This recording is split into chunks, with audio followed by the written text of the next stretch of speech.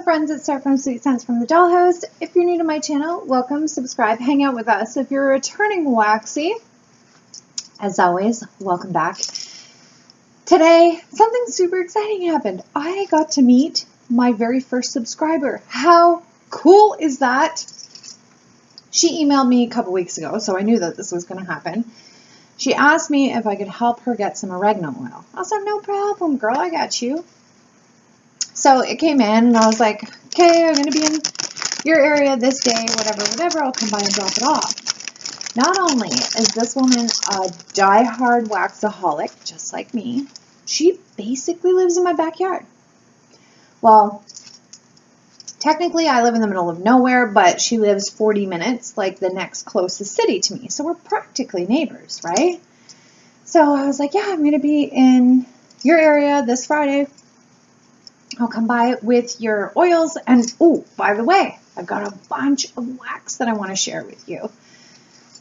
I have this huge, massive wax collection, plus I hauled all of this stuff this past weekend. I can't not share it. That's the beautiful thing about wax. I think I love sharing it just as much as I love melting it. So she's like, that's super sweet of you. So I get there 30 minutes late because, first fun fact about me, I get lost all the time. So I'm 30 minutes late, feeling terrible, walk in, give her stuff, and she's got gifts for me. Hello. Totally unexpected. Such a sweetheart. And they just so happen to be from Canadian companies I wanted to haul. I keep missing these restock dates, and it's killing me. Every time I remember, I go to the website and everything's sold out, or I make a mental note to, go and haul on their restock date, and then I miss it. So the first one is from Mandala Melts, Caramel Apple Pie Scent Shot, Cider Donut, Maple Toddy, and Cotton Candy Sugar Cookies. She's like, these are kind of fall-ish, but I don't even care. These smell amazing. And I've been dying to try this wax. I believe Mandala Melts is from Calgary, Alberta. And you know me, I love all things Canadian.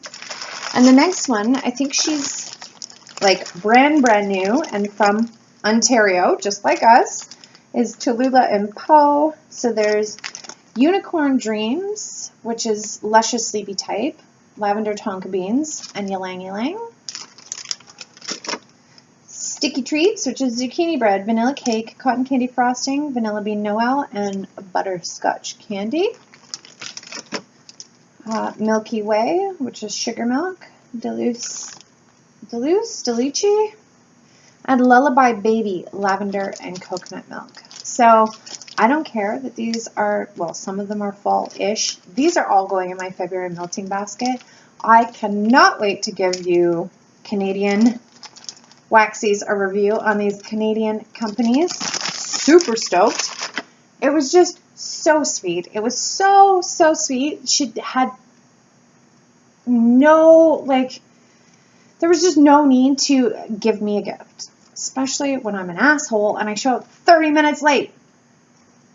But the other weird thing that caught me off guard is I don't get to see you guys, right? Like once in a blue moon, if we're chit-chatting back and forth, I get to see your profile picture.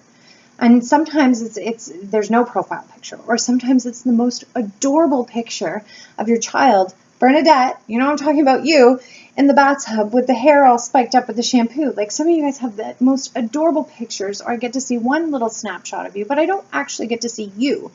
So it was really refreshing to get to meet her in person because we have chit-chatted back and forth in email. But the first thing that she said to me when I walked in the door is, I didn't realize how tall you were. And I thought about it after I left, and I'm like, man, she's right. Like, you guys see me. Right now I'm on your phone, or maybe I'm in your living room, or you watch my videos all the time. But technically, you don't really know a lot about me, right? So then I thought back to that YouTube tag, it's 50 useless facts about me, or whatever it is. I'm sorry, but I can't do 50 useless facts about me. I can't. I'm not that interesting. I don't even think off the top of my head I could think of 50 things to tell you about me. I'm really not that interesting. So maybe I'll meet you halfway and do like 20-ish, sort of. I've also had my friend Amber, who always asked me to do Draw My Life, and I've just, no. No one's got time for that. And all it would be is like multiple pictures of baggage. Look at this big emotional baggage. No, we'll skip that. 20 useless facts about me is as good as it's going to get. So let's start off. Number 1, I am 5'8.5". I usually wear heels, so I guess I am pretty tall. For a girl-ish. I love spending time in major cities. I have had the pleasure of being able to travel for work in the past. I have lived in Banff, the national park, for a short period of time. Spent a great deal of time in Toronto, Vancouver. Oh, I love Vancouver. I love just the buzz of being in a big city, the nightlife. I think the last time I was in Vancouver, I was there for 4 or 5 months, and it's just, I don't know how to describe it. It's the buzz. It's so exciting. There's always something to do. There's, never a boring moment. And everyone thought that I was nuts when I told them that I'm going to buy a house in the country and move to the middle of nowhere. So I've heard all the jokes, big city girl, you're not going to last long out there, or city mouse in a country house, like, what are you doing out there? But honestly, I've been here for almost 2 years and absolutely no regrets. I rented for a year first just to make sure I could handle it. And I fell in love, and I just bought this place in August. And I was serious. Like, everyone thought I was joking. I'm like, nope, this is going to be the house that I die in. Since I've been here for going on a year now, the only thing I would say is that I would like it if I could take this house and move it to somewhere even more remote. Like, I'm in a teeny tiny town right now. I would like to live where, like, there's no neighbors for as far as the eye could see. If I could change one thing, that would be it. I drive currently a 2015 Kia Forte. It's like safety rated, your boring 4-door sedan, nothing special. I had another baby recently, so I thought it was about time to give up my hobby car. Prior to the Kia, I drove a 1988 vintage Cadillac hearse. That's right. It was like the factory DeVille model, just modified. Still had the original casket rollers in it, like the Caddy emblems. It was pimping. The only thing I had was I had a custom bench dropped in for the kids, even though it was totally unnecessary because, like, in the front cab, there's 3 seats, right? Because back in the day, you'd have sometimes even 4 funeral directors and their assistants and whoever, right? So there's enough seat belts in the front. We didn't really need the bench in the back, but it was like the ultimate shag and wagon party mobile. People called it the death cab. The original casket rollers in it, that didn't even matter. Like, we would just throw a futon mattress in it. It was the perfect ride for, going to the grocery store too. It was the most badass grocery getter you ever did see. But when we'd go to the drive-in, you just throw a futon mattress in it and open up the back door. It was literally like a mini camper on wheels. You didn't need to worry about where you were going to stay if Sarah was driving because I had the hearse. It was amazing. However, it needed some mega restoration work just because it is such a long, heavy vehicle, and because it was so old that the frame of it was starting to bow. So my ex convinced me to trash it, and that is my plan. Eventually, that is what I want to do. I want to restore old cars, and more specifically, funeral cars. My dream, my baby would be an old Caddy flower car. So, hopefully, one day. What else? I spent the majority of my summers in my youth in the Muskokas. It is probably my favorite place in Ontario. If you ever get a chance to come to Canada, I wouldn't recommend coming to Ontario. Like, I wouldn't say that that should be your first choice. If you ever come to Canada, definitely go to BC. But for whatever reason, if you are coming to Ontario, skip Toronto. Skip Toronto. It's so overrated. Everyone always goes to Toronto. It's like, CN Tower is boring. Like, I would rather watch paint dry than go to the CN Tower. If you have to come to Ontario and you want to have some fun, go to Montreal. Montreal is where it's at. And then if you want to relax, go to the Muskokas. My family had vacation property on Lake Joe, so it was like the same lake that all the major celebrities go to up there. All the hockey players. We have Rob Lowe, Cindy Crawford. Oh, who else? Kurt Russell. What's his name? Goldie Hawn. All of those people on that lake. That's the area that we stayed at. And I absolutely love it up there. If you ever have a chance, skip Toronto. So overrated. Montreal and the Muskokas are where it's at if you have to come to Ontario. I had blonde hair until the age of 9. Dark skin, green eyes, blonde hair. My dad is Native and my mom is white. Up until recently, I used to have hair down to my bottom, but it was also shaved in a mohawk. So I had the most kick-ass, like, killer My Little Pony, amazing mohawk on the face of the planet. But when I became pregnant with my 3rd baby and I was hitting my mid-30s, I was like, maybe it's time to grow up a little bit. So I grew out my hair. I am still very, very tempted, especially in the summertime, to shave it all off again because it's so much fun. Like, you can't have hair like that and not have fun. It's just impossible.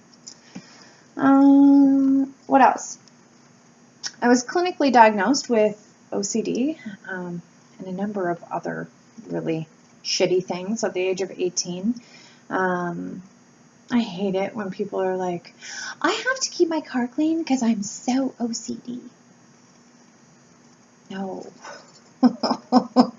No, you keep your car clean because you're not a slob. You have no idea how debilitating mental illness is. It's not fun. It's not quirky. It's not trendy. It's not cute. It's not a thing. It's shit.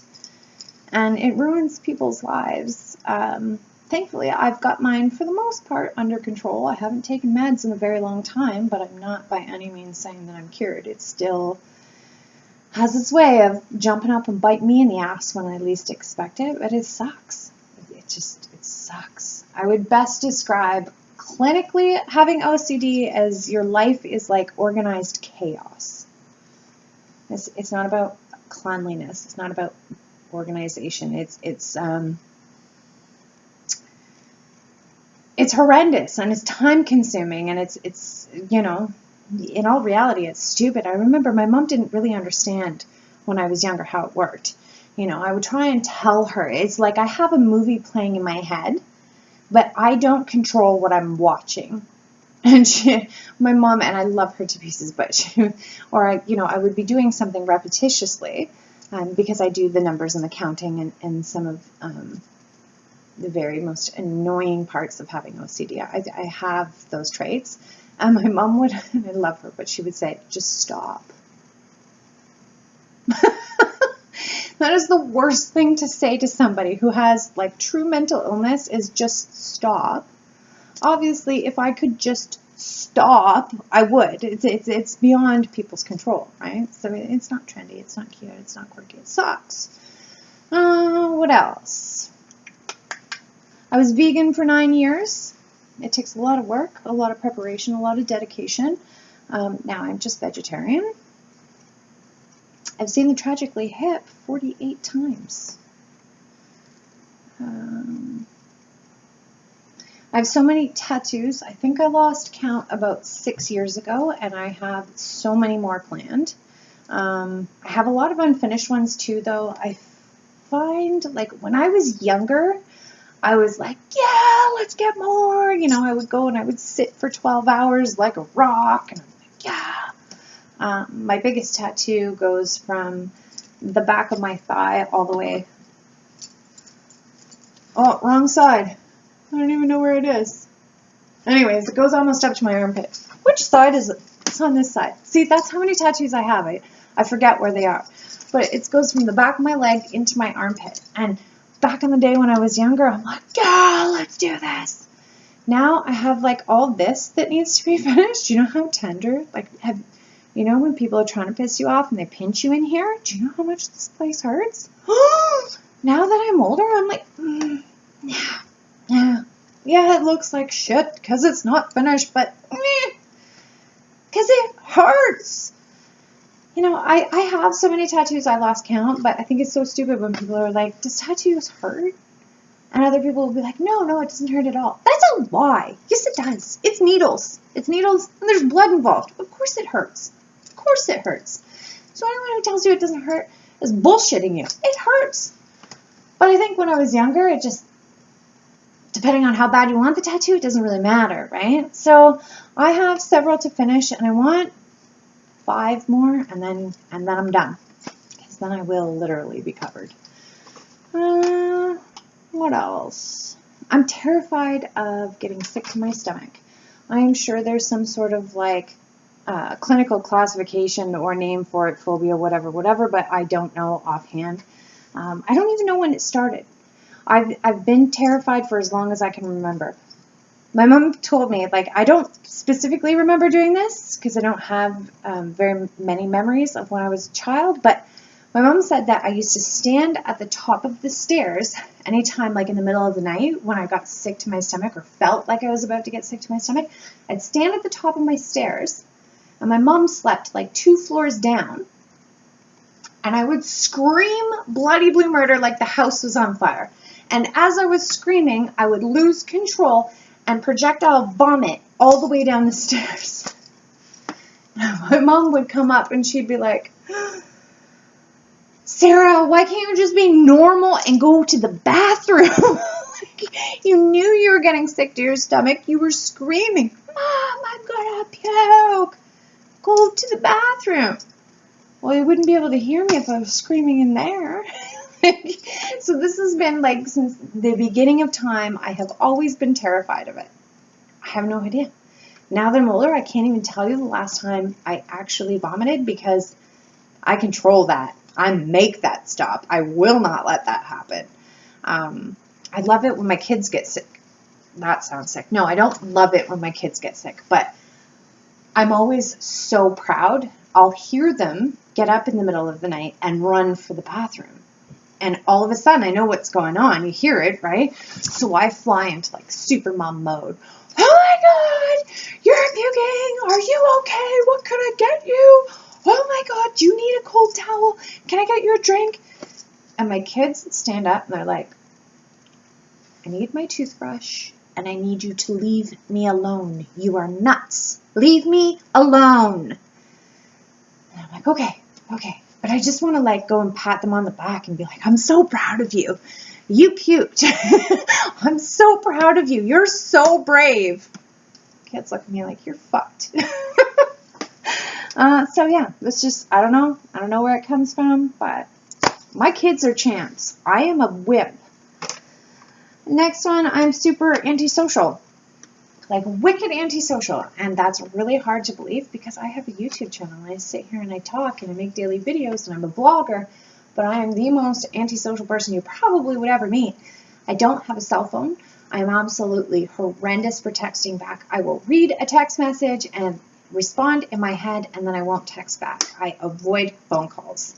When I do have a phone, I screen that shit like it's my full-time job. I'm virtually unreachable unless there's like a total emergency. There are ways to get a hold of me, but when I don't want to talk to people, I shut down. I don't even talk to my friends and family. They know where to find me. They know how to get a hold of me if it's an emergency, but they just know how I am and that I require like a boatload of space, and I don't need people or energy in that space. Which leads to my next strange fact about me is that I am an empath. So being in public places is emotionally exhausting for me. Like, not always. Sometimes I've got stronger days than other days, but sometimes, usually around Christmas time, one trip to Walmart is enough to do me in for like 3 weeks. you know, I'm just like anybody else. I'm trying to do my grocery shopping, or I'm trying to get toiletries or whatever, and I can't concentrate because I can hear the mom 2 aisles over screaming at her child. And I feel that, like it resonates from the tip of my head to the tip of my toes. Like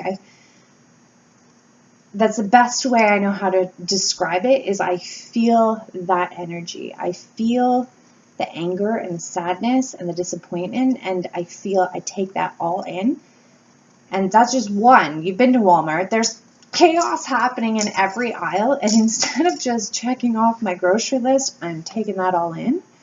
I go home and I'm like vibrating because I can't handle that much negative energy. Another reason why I need people to stay out of my space, unless, you know, they are only allowed to bring good energy into this space. What else? My very first YouTube video that I ever uploaded wasn't on this channel. I'm really embarrassed to say it, but I think the very first video I ever uploaded to YouTube was a reaction video of my grandmother watching Two Girls, One Cup. And that's all I'm going to say about that. I broke my spine in 2007, and I have slammed every limitation that any orthopedic surgeon has ever put on me. When they told me after a year of being bedridden and gaining 80 pounds that I needed to lose weight, I didn't just lose weight, I got my certification and became a personal trainer. They told me I wasn't allowed to lift anything over 10 pounds. I went into competing in fitness competitions. The biggest one, obviously, would be the limitation of, they told me I should never carry another baby, or wouldn't be able to carry another baby till full term, and I should just save myself the heartache and get my tubes tied. Nope, I had a baby almost 2 years ago, and part of the reason that they told me that is that they said because of where my spine is broke, that is like, there's nowhere to put an epidural down there. So they said, you know, in order to have a baby, if you carry till full term, the pain would just be horrendous. You cannot have like natural childbirth. They even made me eventually meet with the head of anesthesiology in London, Ontario, and they planned on giving me a spinal tap, like basically like an epidural, but in between my shoulder blades, and paralyze me like from the neck down in order to have the baby. Turns out Alabella had different plans, and I had her naturally. And that was the lesson. Oh man, was that a lesson. I've had 3 children naturally, and this was, the third was nothing. Like the first 2 was nothing compared to delivering a baby with a broken spine.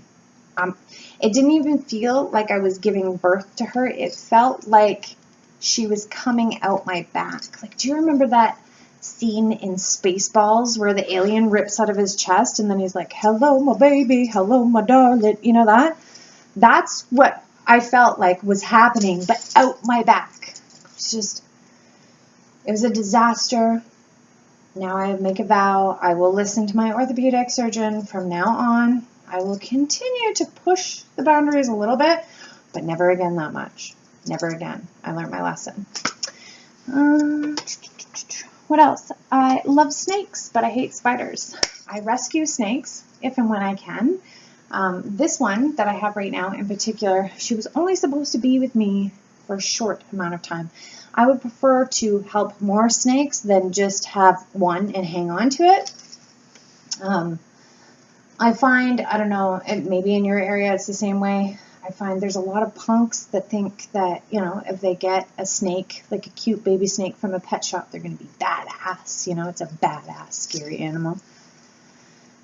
9 out of 10 times, those people who think that they're badass are, you know, really hardcore until they realize that as the snake grows, then, you know, you need to come up with a larger food supply.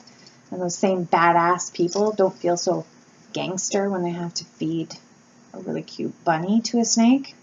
So then they very quickly lose interest and tend to abandon these animals, and it's just awful. Like some of the things that I've seen in rental properties.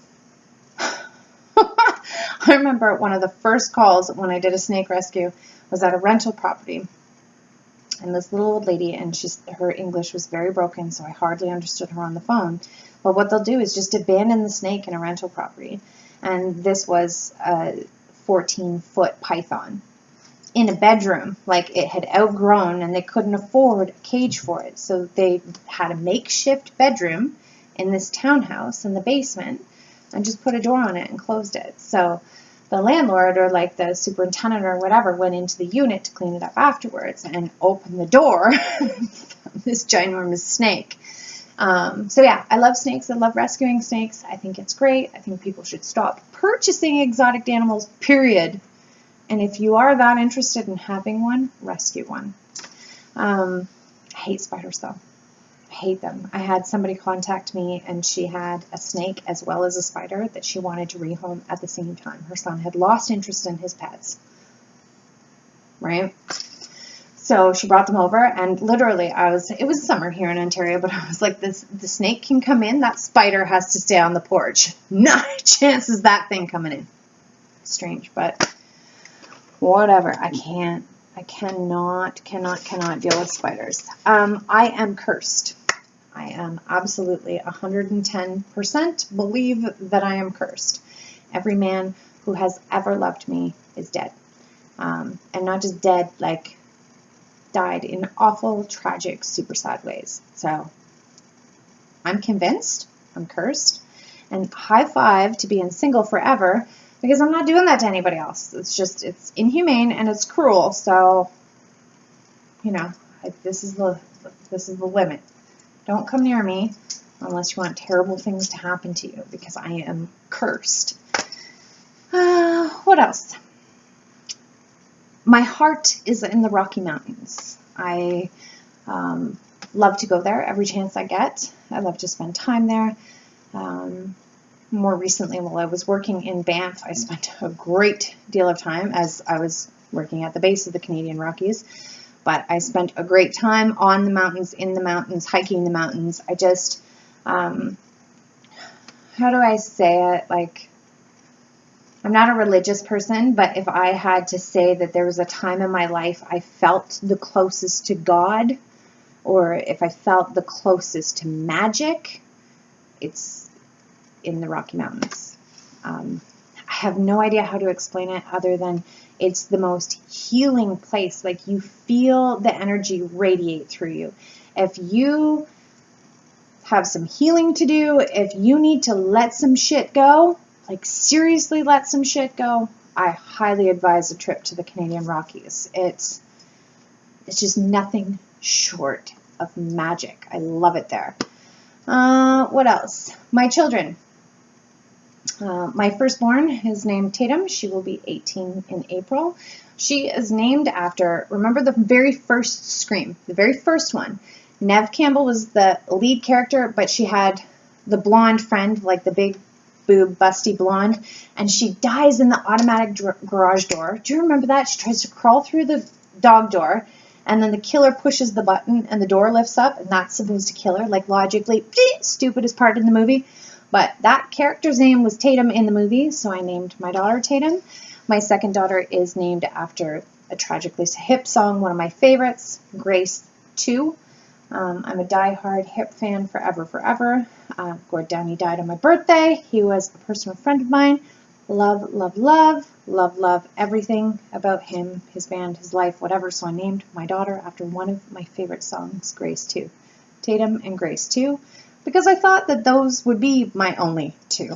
And then 13 years later, along comes Miss Ella Rose, and we named her after my grandmother. My grandmother's name is Ellen, so we shortened it, and Ella's dad thought that Ella sounded like Italian or whatever. So he was pumped and loved that name, picked it. My children are obviously my greatest accomplishments. My heart outside my body, everything I do is for those girls. And that is it. 20 useless facts about me. Now you know how tall I am and all of the weird, quirky, stupid things about me. If you like this video, give it a big thumbs up, subscribe, smash the bell above for future content notification, and tell me 10 totally random things about you in the comment section below.